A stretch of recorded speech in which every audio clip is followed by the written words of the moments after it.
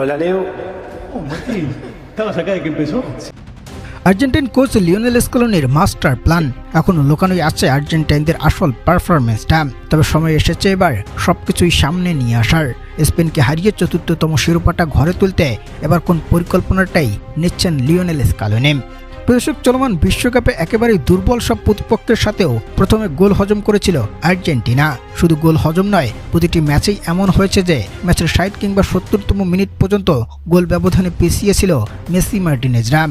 এবং প্রতিটি ম্যাচেই এই সময় এসে মনে হয়েছিল এখানেই আর এই পুচকে দলের বিপক্ষেই আজ হেরে যাবে আর্জেন্টাইনরা। বিশ্বকাপের যাত্রাটা এখানেই থেমে যাবে আলবিসেলেস্তাদের। তবে সেই শেষ ২০ মিনিটে ঘুরে দাঁড়ায় মেসিরা। প্রতিটি ম্যাচেই শেষ ১০ কিংবা ২০ মিনিটের মধ্যেই কামব্যাকের ইতিহাসটা লেখে বসে ওরা। মূলত কোচ লিওনেল স্কলোনির এক অভিনব পরিকল্পনা। তার মতে খেলা শুধু প্রথমার্ধ কিংবা ম্যাচের ৬০ বা ৭০ মিনিট পর্যন্ত হয় না, পূর্ণ ৯০ মিনিট মাঠে থেকে পূর্ণ শক্তি নিয়েই ম্যাচ খেলতে হয়। আর মাস্টারমাইন্ড স্কলোনির এই ট্যাকটিসে মূলত প্লেয়াররা শুরু থেকেই বুঝতে পারে প্রতিপক্ষের আক্রমণ, ডিফেন্স আর মাঝমাঠের শক্তিমত্তা আসলে কতটুকু। এবং ম্যাচ শেষের আগেই সবকিছু বিবেচনা করে প্রতিপক্ষের উপর ঝাঁপিয়ে পড়ে মেসিরা। ঠিক সেই সময়, যে সময় ওরা কিছুটা ক্লান্ত আর মানসিকতায় জয় পাওয়ার ক্ষুধা মিটে যায় গোল ব্যবধানে এগিয়ে থেকে।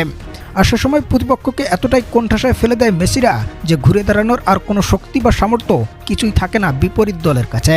এবং দিন শেষে এভাবেই কামব্যাক করে ম্যাচ জিতে চলেছে আলবিসেলেস্তারা, যেখানে ফাইনাল ম্যাচে এবার ওদের প্রতিপক্ষ স্পেন। আর এই শক্তিশালী স্পেনকে রুখে দিতে মাস্টারমাইন্ড লিওনেল স্কলোনি ঠিক আরও একবার এই পরিকল্পনার উপর ভরসাটা রাখতেই চাইবে। শুধুমাত্র নিজেদের ফরমেশনটা পরিবর্তন করে প্রতিপক্ষের পরিকল্পনা ওলটপালট করে দিয়ে বিভ্রান্ত করতে চাইবে স্প্যানিশ কোচ দ্য লা ফুয়েন্তেকে। দর্শক, আগামী ফাইনাল ম্যাচে আপনার মতে কোন দল পড়তে পারে শ্রেষ্ঠত্বের এই মুকুটটা, আর কারাই বা টুর্নামেন্টের দ্বিতীয় দল হিসেবে বিদায় নিয়ে যাবে? জানাবেন কমেন্টে।